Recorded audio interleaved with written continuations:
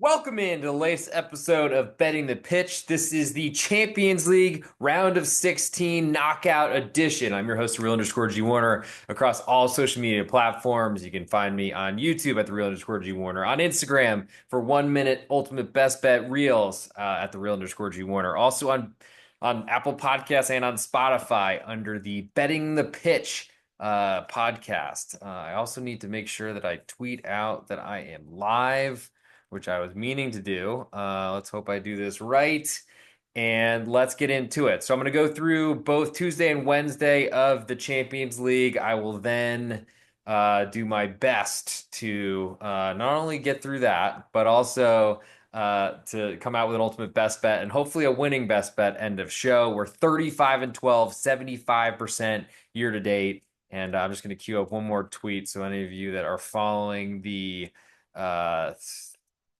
I guess my podcast handle as opposed to at the real underscore G Warner on YouTube. We are at the pitch betting because someone somehow already took betting the pitch before I could grab it, unfortunately. But regardless, that's what we're doing on this episode. We're going to find some winners and let some people get in here in case they want to join live, or of course you can watch the recorded version on Apple Podcasts, Spotify, YouTube, and anywhere you get your podcasts is where I'm trying to be. So if I'm not somewhere, please tell me and I'll try to make that happen. But of course, thank you for all the support, and let's see if I can get this started. And let's go to where the money is. Well, actually, it's everywhere because Champions League is one of the richest competitions in the world. So, we'll start with Club Bruges. They are hosting Aston Villa. So all these, I guess the background for Champions League knockouts, these are two-legged ties. You switch home field. The lower seeds that were, I guess, playing in the previous round, they should be the home team in the first leg. Second leg to the seeded teams, as it's called, in this year's Champions League. But in that first matchup, we have Bruges fresh off eliminating Atalanta out of Serie A in Italy. Certainly a big upset. Not a lot of were expecting it. I don't know that I need to necessarily go through how the teams got here, but maybe just an idea of kind of who they played against and what that looked like. Certainly was an upset, but was Bruges were an underdog both legs and won both legs. So maybe they didn't deserve to be, though they did certainly get very helped. Or there was a lot of I think, drama surrounding a late penalty given to Bruges in the first leg, and but they ultimately took an advantage to Bergamo, Italy, and then only increased that. So good for them. They're a quarter goal underdog at home to Aston Villa. Totals 2.5 in this one, juiced all the way to under. I will also say the two advanced numbers we have those at BetOnline. If you're not a member of BetOnline or Sportsbetting.ag, please slide in my DMs at the real underscore G Warner across any social media platform, and I'll get you a fresh link to get some free money. And it's important because it's some of the best juice you can get out there of any online sports book. I think BetOnline is the place you want to be. With that said, so Bruges, quarter goal underdogs at home with all the juice. I'm pretty interested in them just because I feel like they're a Belgian side that will never be looked at on an equal level to the English Premier League. They probably shouldn't be because of the seismic gap in valuation and ability to spend. But Bruges have been great. They did really well in the Champions League 2 seasons ago, did not qualify for it last year because I think they wasted and used a lot of energy in their Champions League run into the knockouts after, I think, winning their group back when we had groups and not league play. But I think there's some value to a Bruges side that are talented. They did sell some players, as a few of these Champions League, even advancers from the last round did from the lower leagues. That is one thing you have to deal with. And then when you sell players like your striker, like Feyenoord did, to their actual opponent in Champions League in Milan, is that enough to keep you off of it? It shouldn't have been because Feyenoord were able to advance. But along those lines, those are things to think about, I think, or at least consider. Skov Olsen was sold from Bruges to VfL Wolfsburg in the German Bundesliga. So, like, these clubs are not ready-made, fully made, are not in a position where they're going to be no one will outspend them because clearly Aston Villa, who have completely rebuilt their team, added defenders that they needed, though we'll see about the ability of Axel Disasi. But also there's plenty more to discuss with Marcus Rashford coming in from a really disappointing end to his time at Manchester United. If it's actually over, we'll see. But anyway, Aston Villa, they've got a great manager in Unai Emery who got them to the Champions League from fighting relegation just a few seasons ago. They spent a lot of money, so that's how they got there. And Steven Gerrard was doing, I thought, fine, but then had a tough run and got replaced. But with that said, I think Aston Villa is a road favorite. I think there's reason to go against that. Ollie Watkins has been, I think, so-so. Looked very good at the Euros this summer for England, but is always a permanent backup to Harry Kane.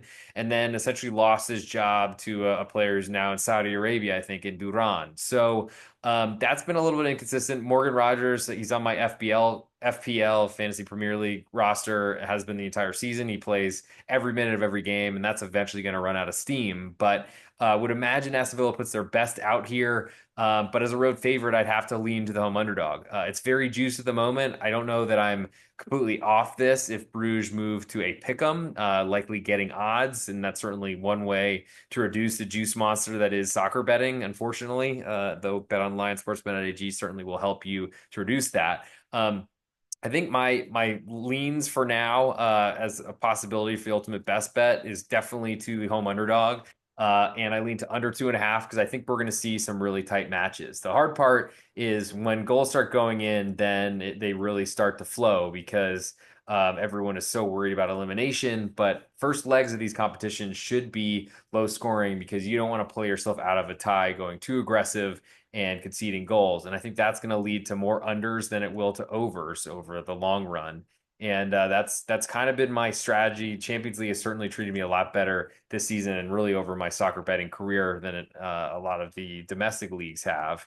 And so that's, I think, where I'll land on this one. As for the two advanced numbers, so the issue with Bruce, they're plus 215, so $100 US will win you 215. Aston Villa minus 270 either way, so you have to lay 270 to win 100. Um, the problem that if you're backing Bruges, which it worked in the first leg, they won at home the first leg and then won the second leg at home at Atalanta. But it's just really tough when you have to go away from home. Yes, if you're in a penalty shootout after a second leg and 30 minutes of extra time and you go to that penalty shootout, I mean, getting to over 2-to-1 odds, you're certainly a plus EV or positive expected value bet. The problem is that there's a long way to get there. And if you don't really win their first leg, then you're kind of in trouble for leg two because you're going to be away from home. And it's just a lot's going to be kind of, the odds will be stacked against you, I'll put it that way. But with that said, Bruges were able to escape that same situation. We're fortunate to win late at home, but I don't know that necessarily changed the outcome of the second leg because they jumped on Atalanta early. Yes, they had to push for a goal and maybe were a little bit more aggressive, but Atalanta have always been that way. And I think Aston Villa will probably take, though they shouldn't, they will probably take a Belgian side lightly because that's what the English media does. That's what English people that I hear speak. So I don't know if it's all of England. But the complex that England has, or just the inability, the lack of respect for really anyone outside of England, probably even in England, just drives me insane. But it does make it very profitable to bet against the English clubs that are always overvalued. I would expect that while Club Brugge are very juiced right now at the quarter of a goal underdog, I don't really see a reason to jump into it. I usually wait till lineups an hour before a match anyway. But I think there's a lot of value potentially in waiting for some UK money to come in because it's usually not the smartest. And I feel like it's then the best way to profit is to wait for England money to bet English teams and then bet the other side. So I'll lean to the quarter of a goal, I'll lean to under 2.5, and I'll lean to Bruges plus 215 to advance. We'll move next to the big window of matches on Tuesday that starts with Borussia Dortmund, as I am wearing I don't even know what I got. I got it from the team shop before I went to their match a couple years ago. Really need to get back into the European traveling, but the U.S. economy certainly is not helping in that regard. Though it's apparently crypto gains are no longer taxable. So, oh my gosh, I don't know how that happened, but I guess that's good for you and the rest of us that are in the crypto game. But um, we'll move to Borussia Dortmund, as I already mentioned, three-quarter goal favorites at home with all the juice to Lille of France's Ligue 1. Totals 2 3/4, juice all the way to under. And Borussia Dortmund are coming off a big win this weekend on the road at St. Pauli. Until you look to actually what the problem St. Pauli have, they can't score goals. They score even fewer of can't score goals at home. And Borussia Dortmund were able to take a lead You could argue that they kind of bundled the ball in over the net, got a shot blocked, and then it fell right to their striker, which Serhou Guirassy is the best goal scorer maybe in the world. He's awesome, has done it for Stuttgart, has done it for a Dortmund team that has not been performing and still scores and bags goals regularly. Um, I think the second goal they got was off of I think a set piece or a corner kick from St. Pauli when they were trying to equalize. And then Dortmund literally shut off the match. Niko Kovac, their new manager, has only been in the hot seat for a little while. But honestly, if they're gonna play, take leads, and then sit on the games, I think unders are a really good value play for Borussia Dortmund. As I already mentioned, I like unders in this round because I feel like all these teams are trying to not give up too many goals to lose out. Borussia Dortmund will be on the road for the second leg, having to advance in the first knockouts with two, I guess, results against Sporting Lisboa, who are the only other team playing worse in Champions League, I got to say, that did advance. Lille on their side, they had an incredible start to the season, got seeded in Champions League, which was not expected as no one respects French clubs at all, which they should change, but I'm not going to try to force anybody, and being dumb English money is part of that. They called it a farmers league most famously a few seasons ago. I think Lille have not been able to keep up at that same level, which is hard because they were winning every match they played, so you can't really do that. But they did have a little bit of a lull, then played PSG this weekend. So there's a good chance that they're looked on pretty negatively here. And it feels like with the price where it is, Dortmund potentially moving to a one goal favorite certainly makes me want to back the underdog here. So very interested in Lille getting 3/4 of a goal currently, but I will wait until kickoff or something around then until we see lineups. I expect one to be available, and I'm very interested in it, though fighting the yellow wall is certainly scary. And I lean to under 2 3/4 because I do think we see a conservative effort. Dortmund at 2-0 are probably going to go in that same defensive shell like they were against St. Pauli, which will invite Lille on to potentially score that goal that could get you to 2-1, that would push the +1. You likely lose the under 2 3/4, but in that scenario, you're probably just trying to escape with any sort of thing. But I do think Lille going into Borussia Dortmund and going into Western Germany is not impossible. So I like under, I like underdog there. Probably surprising to none who listen to this podcast regularly, but thank you for your patronage, your support, and please hit a 5-star review with a comment on Apple Podcasts and on Spotify, as it's huge for the search rankings. In terms of two advanced numbers, Borussia Dortmund -153, Lille +125. Hello, handles. But ultimately, so Lille have the second leg at home. And I do love seeing a plus money underdog when they are able to essentially just hold serve. That's all you got to do, Lille. Hold serve and get a result. If you win away, that'd be incredible, but just draw, and then you will be a pretty sizable favorite, I think, at home if they are not behind. Certainly could lose that second leg, but I think you'll be in great position, plus EV, of course, at that point. But we'll see, I guess, what happens the first leg. Hard to project that all the way, but again, lean the underdog this time away. Still lean under and lean to the underdog, who will have plus money on a second leg at home, just hoping for a first leg result. Moving next to Real Madrid hosting Atletico Madrid, and what's super lame is seeing all these teams from the same countries having to play each other because it happened over and over and over again, it feels. But Real Madrid, half a goal favorites right now, with a little bit more juice, totals 2.5, juice more to the under slightly. Real Madrid, I mean, they have no defenders. David Alaba is, I mean, we'll see. He's trying to get back to full strength on the pitch, and that's not going to work. We saw a terrible penalty conceded by Antonio Rudiger this weekend on the road at Real Betis in a loss when Real Madrid could have gone back to the top of the La Liga table. They, to me, are not impressive at all. I have not felt that Kylian Mbappe had any sort of success so far this season. Certainly has been playing better lately, but hard to play as bad as he did to start the season with the expectations he had.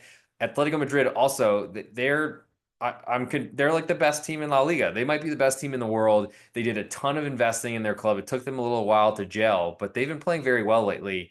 And honestly, going to Real Madrid, going to the Bernabeu, it's a really tough place to play. It's not been so tough lately. And it's honestly not like, I think Atleti are better. I think that they should be, I don't know that you can make them smaller than a half a goal underdog here, to be frank, but I love that side. I lean, I think, more to the half of a goal than I like under 2.5. But I think we see Atleti, especially if they take a lead, they're going to kill this game as quickly as they can and try to probably kill the second leg at the Wanda Metropolitano as well. Now sponsored by some oil money country. But I think Real Madrid, they really need to figure out who they are, what they're going to do with this back line. That does certainly concern under a little bit. But I think the Atleti style, which certainly to score more goals this season, they're still managed by Diego Simeone. His son has been awesome, by the way. Any nepotism, throw that out because he's been great. And I got to say, I really like the idea. I mean, I'm on Atleti to advance in the Copa del Rey against Barcelona. Amazing that they're playing Real Madrid here too. And there is some concern about a fixture overload, but they've handled it. I thought didn't have a very good first half at home this weekend against Athletic Club Bilbao, but responded to it, got what they needed to in the second half with what looks like a really deep roster. And honestly, Angelito Correa is one of the best goal scorers that's out there. And I really like what I've seen from him. I don't like what I've seen from Real Madrid. Maybe they respond here, but I think a second leg at home, it's going to be really hard for me to avoid an Atletico Madrid play here. In terms of their two advanced number, plus 147, even bigger underdog than Lille. Yeah, Real Madrid have been awesome this competition, but all good things come to an end, and I think it might end here. Atleti, the seeded team, of course, Real Madrid having to play that first two-leg tie with Man City might have robbed them of more players, and honestly, um, I think the underdog's got a ton of value here. And we'll go to the last. We'll go to PSV Eindhoven, half of a goal underdog to Arsenal. All the juice on PSV totals 2.5, juice all the way to under. And that I think reflects the goal struggles that Arsenal have had. Goalless draw midweek with Nottingham Forest. And honestly, on the road, sure, but like there's no striker. Mikel Arteta deserves a lot of blame for not rotating at all. You could blame the squad, but he's the manager. He's got to do the best that he can with it. They didn't add anyone in the winter, and they're playing has-beens. Raheem Sterling, I hope, starts, or Mikel Merino, a center, like arguably defensive midfielder, maybe center mid, not a central attacking midfielder, but starting him at striker because he scored 2 goals off of a bench when they were desperate against like a bottom feeder Premier League promoted side that's going straight back down in Leicester City is hilarious. And I think that speaks to kind of where Arsenal is right now, or Arsenal are right now. So any number that they're a favorite away from home, I don't know how I can look past PSV. Especially in front of a great Dutch Eredivisie crowd, which has been, I think, a big reason why the Eredivisie is potentially so far in this competition. They're getting more teams into these bigger Champions League slots because they've performed really well in Europe. And I think there's another similar thing to what I've talked about with France is that there's just a lot of disrespect for the ability of Dutch sides, and especially at home, especially in the cauldron that'll exist. I do feel like there's probably a little less interest again for me on under here of 2.5, but I do think that a 1-0 PSV win is a very likely result here, and that hits both underdog and under. And I just want to be against Arsenal, so I'll lean under 2.5 there. I'll lean to the half of a goal. And the complication about the two advanced number, which I'll get to in 1 second, is that the second leg is at Arsenal. That's going to be a really, really tough place to play and potentially hold on to a lead or overturn a deficit. Eindhoven currently plus 330 to advance. That's a big, big number, which does make me feel like if you're expecting this 25% of the time, it's probably worth throwing a sprinkling on a PSV to advance number. If they win this first leg going away or have a sizable advantage, I mean, so be it. Get to penalty kicks. It's really a coin flip, even on the road in North London. Man, there's a lot of dogs that are potentially going to bark on this Tuesday card. And for my ultimate best bet, I'm gonna go. Uh, it's hard for me to choose right now between Atletico Madrid, honestly, and the PSV Eindhoven because I think there are huge flaws in the favorites here. The difference I think is that Arsenal are a road favorite, so I'll go Eindhoven plus 1/2 of a goal is my best bet on Tuesday, potentially to be smashed against the Wednesday best bet, and then we'll come out of here with an ultimate best bet for this episode. Before I get to the Wednesday card, if you haven't joined my Patreon, you should do it. There's had a lot of signups lately, especially getting ready for March Madness. Still trying to figure out, and certainly will accept requests, whether in my DMs at the real underscore G Warren across Instagram, Patreon, YouTube, Twitter, of course, anywhere you want.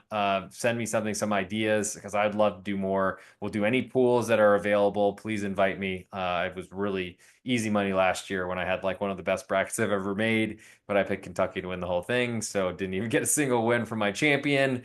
Got Key or whatever with his 10 threes and no hairline. That was brutal. Hopefully that doesn't happen again.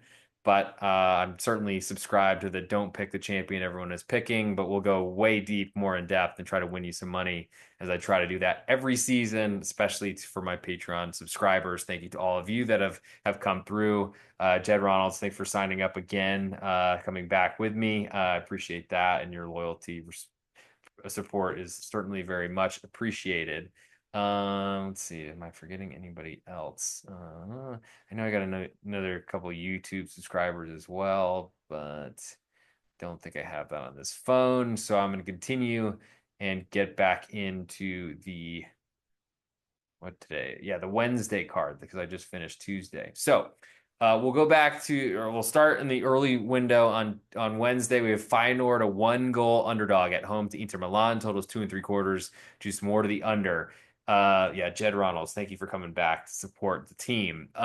On Patreon, patreon.com/real underscore G Warner. So Inter this weekend, they took a lead and then shut everything off, shut off the water, shut off trying to even get out of their own box, and said, Napoli, we dare you to beat us. And Napoli were knocking on the door forever, finally got a goal, nearly scored again to win late. Under and underdog both hit. That was a huge, huge start to Saturday, and then had a really good college basketball night. So going to try to keep that momentum alive. The difference here, and honestly, that did raise a lot of problems, concerns for Inter, because they played in Coppa Italia midweek. They are in Champions League now. They are really struggling with health, and I think that is something that is really hard to overcome. Finally, on the other side, they played a Milan side who have been a shell of itself, that have been really struggling, and knocked off a team they literally sold their striker to, which is pretty incredible. And by the way, any of you who are live and want to throw some questions in here, feel free. I do have the comments open. I'm just trying to make sure I see them. In terms of the total here, we got 2 3/4, just a little bit more to under. Feyenoord a slight, well, 1-goal underdog, but slightly more juice on the Inter side. And two advanced number, we got Feyenoord 5.5 to 1. Inter minus 825. So you got to put up $825 to win 100 on Inter. Can't say there's some value there. I think Inter are still the best team in Italy for me, but it doesn't seem to be as big of a gap as it has been in the past. Feyenoord, though, are just kind of a shell of what they were even in Champions League with Santi Jimenez sold. They did kind of replenish some, but still are not really in the same league as Inter. But the difference is Inter, they had Çalhanoğlu limp off in this weekend in a big battle for the Scudetto, which they had held on to their lead. They would have been 4 points ahead of Napoli and having beaten them on the road. But that was a huge goal to concede late. They did survive and get a draw on the road at one of their biggest Scudetto challengers, which isn't so bad, but there's a lot of work to do. Inter also have Milan in the Coppa Italia, so two legs in Italy. So there's a lot left, and Champions League still is very important to Inter. But at this point, I think that they need to start thinking about their health, and they can't play Denzel Dumfries every play. I think even more importantly, besides Çalhanoğlu, was Federica DeMarco also limping off, which that's one of their best goal scoring game changers, all those sort of things. So I think there's a lot of problems there. And as 1-goal favorites, that's asking a lot. I think Inter are likely to go, I think, play a similar strategy, maybe a little bit more aggressive than it was against Napoli. But if they take a 1-goal lead, I think they will be very conservative. That makes the +1 seem interesting on Feyenoord, but also under 2 3/4, I think, to look at, like, it has a lot of value. I just don't necessarily see Feyenoord of being able to beat Inter, so I don't really think the two advanced number, though it's certainly, I mean, we're basically looking for a 10% chance. If you think you got one, it might be worth stepping in there, or maybe let's see, 13, 14%, something like that.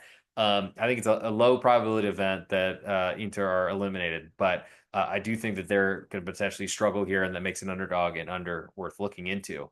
To the big window, the big slate on Wednesday, we'll start with Bayern München hosting Bayer Leverkusen, and this is another just rematch of domestic clubs, which is really disappointing. And honestly, next Benfica and Barcelona, they played in the group stage or league phase, and that's disappointing too. But anyway, so Bayern, three-quarter goal favorites at home for this first leg, coming off a very like skin of their teeth advance late with a deflection on a clearance into their own net. Amazing, but I guess it did count for Alphonso Davies. But Bayern, three-quarter goal favorites to a Leverkusen side that they weren't able to beat in either of their two meetings this year. Bayern are going to win the Meisterschale. Scudetto's Italian, sorry. The Meisterschale, they're going to get back their title winning ways after 12 years, finally lost one. Now they're back. But this is going to be a really tough environment situation. Bayer Leverkusen have said that they were preparing for Champions League knockout rounds away by trying to stall games like their first matchup that they went on the road to Munich. It worked out well. They also eliminated Bayern Munich out of the DFB Pokal, which was a huge, huge step earlier in the competition. Manuel Neuer got a red card early, but I don't really know that that changes anything because Bayern are 0 for 3 beating Leverkusen in their matchups. Now we have Champions League, which might be the place for Leverkusen to get revenge for losing the title this season.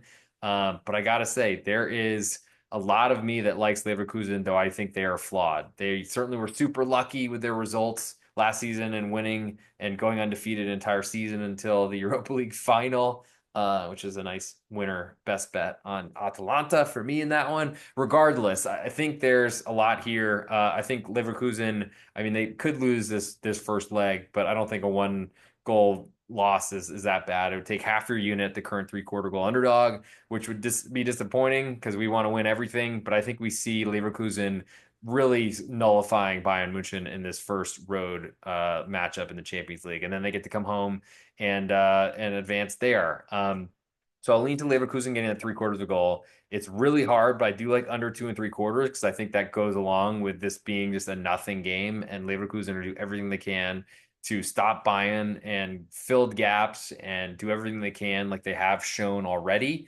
And a two advanced number, Leverkusen plus 135. So that puts them a little bit more likely to advance than Atletico Madrid against Real Madrid, but less likely than Lille to Borussia Dortmund. And honestly, second leg at home, we haven't seen Bayern beat them at all this entire season. I really like that scenario. I like that plus 135 on Leverkusen to advance. Move next to Benfica hosting Barcelona. Currently, Benfica half a goal underdog at home. All the juice on Barca total is 3.5. Juice all the way to under.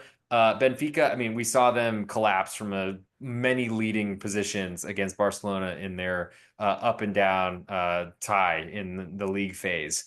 Totals at 3.5. We haven't seen anything above 3 or even at 3 in this entire discussion so far. So biggest total on the board. Generally think that's a sign that over's coming.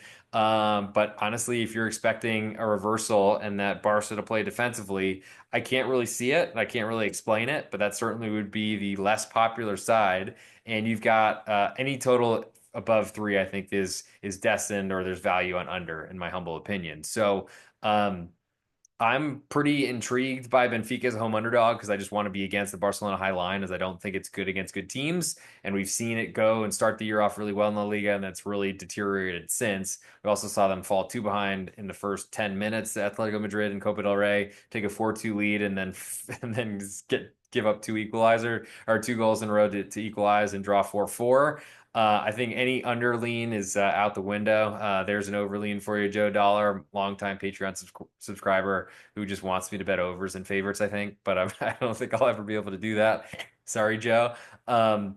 I think Benfica's the side is my only interest here. I mean, the two advanced number plus 360 to Barcelona 1-5. So you have to bet $5 to win one for Barcelona to move through. I mean, I think that's probably more of interest to me than the total, to say the least. So it's certainly gigantic at 3.5. But I don't know that Benfica. I mean, they certainly have shown offense this year that they'll need it against Barca. I think the hard part is going away from home second leg and surviving because Barca can really make mincemeat out of a lot of defenses. Last but not least, we'll go to PSG Liverpool, and then we'll come back with an ultimate best bet as promised. Try to improve on that 35 and 12, 75% record. PSG currently quarter goal favorites now at home to Liverpool. All the juice on Liverpool right now. Total is 3, just all the way to over. So I saw this pick 'em, I think, when I was first looking at numbers, and now we've seen the market bet PSG to favorite. I'm surprised because I was hoping to get PSG to home underdog. So we'll see if the number flips. It usually doesn't do that in soccer, I will say. But you never know. You never know, especially like we've talked about earlier on the show. If you didn't see it live, feel free to scroll back or rewind or whatever is available. Everyone bets the UK teams. It's a lot of English money that comes in on this, and expect for Liverpool to get bet. So I'll be waiting to see if PSG move back to an underdog. I still think they're very talented, and I think Liverpool are overvalued based on how dominant they've been in the Premier League because the rest of English Premier League is trash, it seems. And the total 3, all the way juiced to over, does feel like a high scoring potential here with two teams with great offenses. But I think a lot of times when great offenses go against each other, there's usually a lot, especially in the Champions League and cup tie competitions. I think there's a lot less goal mouth action than you'd expect because both of these teams usually just face teams that are going to let them have the ball and just try to make sure they're defending. And that's just really not the way to do it, I don't think, in European soccer, or at least on this level. At this point, I guess I got to lean to Liverpool as a quarter goal underdog away. The Parc des Princes have been a really tough place to enter for road teams in Ligue 1, but there's obviously a big divide between Fenway Sports Group and all the money they put into the Red Sox that is then filtered over to Liverpool. Um, I do think that there's also some value in going against the Liverpool over idea because Arne Slot honestly is a possession guy that's going to try to keep the ball, which is exactly what PSG want in Luis Enrique as well. So currently plus money on under 3. I'll probably wait to see over money hit on match day and see this tick to 3.25. But I guess I lean to Liverpool as a quarter goal underdog and to under potentially 3.25, but the current 3. Now, the two advanced number that's very interesting. PSG plus 150 underdogs, minus 185. Liverpool 185 to win 100. 100 wins 150 on PSG, and that's because second leg at Anfield.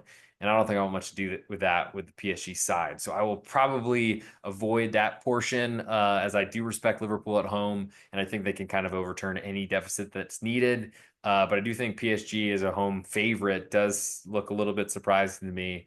And I'm going to wait and see if they move to an underdog before kickoff. So that does it for this episode. But hang on for the ultimate best bet. I also got to nominate my Wednesday pick, get my phone out and ready as well. Which is telling me I'm spending 16 hours on my phone a day, which I don't think is possible, but that's what it's saying.